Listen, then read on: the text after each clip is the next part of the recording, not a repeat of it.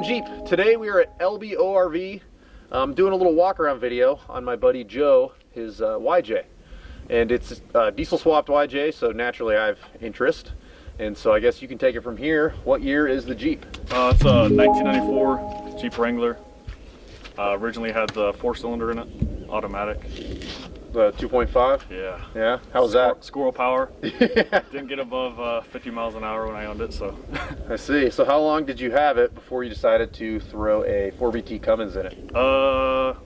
2 years ago is when I started the swap. I've had it for roughly about 9 years, almost 10 now. Oh wow. So really long time. You've had it for a long time. Yeah. Right on. So what kind of mods have you done to the engine, and what kind of mods are you planning on doing on the engine? So far the only mod that is done, or two mods that are done on the engine, is the 3200 gov spring and the fuel pin on the VE pump, and then I'm running an H1C out of a 12 valve Cummins bigger turbo. Future plans for motor is going to be, I want to run an air dog, non-filtered air dog, just a regular air dog for a lift pump, and then thinking about intercooling it to get more power. Yeah, intercooler. How you can turn it up. So what axles did you decide to run in this beast? Dana 44s out of full-size Jeeps, the old style. The front I think is out of an 85 Waggy, which is non-vacuum, and then the rear is out of a J10, and they're both narrow track. Sweet. What size tires you got? 37s. I need 40s. Oh no, don't do that. Yeah, I think 40s are the new 37s. Yeah, everybody's really got them. Yeah. There's plenty of people running down the road with 40s nowadays. Yeah, it's crazy. It is crazy. So, what kind of custom work have you done yourself on this? Obviously the engine swap, but I mean... Custom work, everything pretty much besides the sliders and part of the tire carrier in the rear.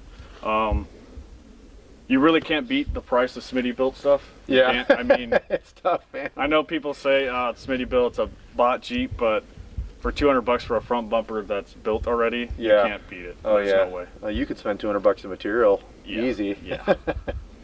Definitely, definitely. Cool. So I know people have seen, we've got a video where we upgraded the steering on this thing. Let's see, what other stuff should we tackle?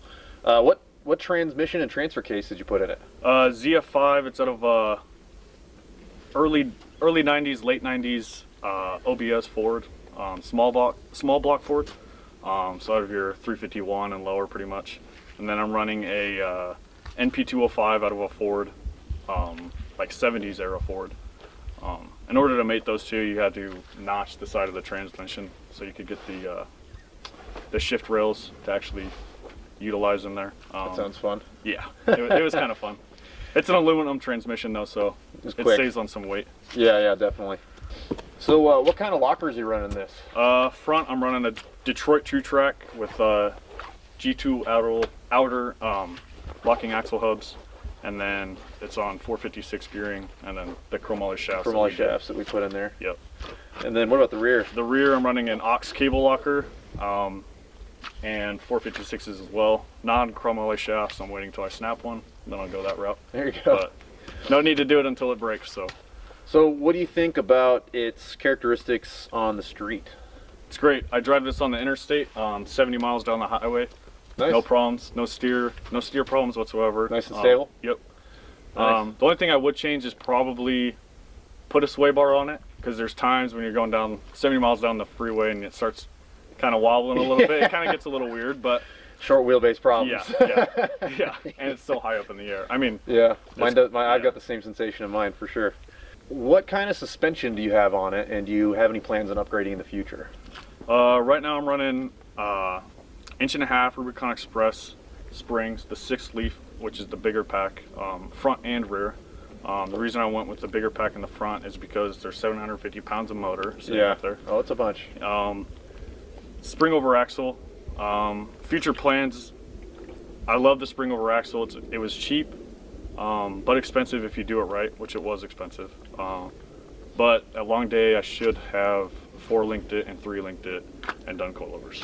Just because of rideability and how much smoother it would be. Do you think you're going to do that in the future? Yes. Yeah. Yes. Nice. All right, well, let's take a couple minutes and go through the interior real quick. Let's start by talking about this sweet dash you got. Manufacturing, this guy up in Pennsylvania, Double D Fab is who did it. They make dashes from CJ all the way to TJ. Pretty much anything you want. I sent him, drew it up on a piece of paper, sent it to him, and he came back with a CAD file, and I opened it up, and it's exactly what I wanted, how I wanted it, and that was pretty much it. From there, I just rhino lined it and got my gauges, my switches, stuff like that. Looks like he had a little flexibility by adding that Cummins emblem and the YJ grill and whatnot. Yep, you can change anything from your speaker grills to glove box. You don't even have to have a glove box. You can change. Everything is custom. Nice. Well, it looks great. They did a killer job. What about the texture you've decided to use? For the interior, I used a Monster Liner Black. It's not the same as the armor on the outside. I liked it. It's the same as the green on the outside, but I like it. As far as liners go, both Raptor and Monster Liner are great products. Yeah.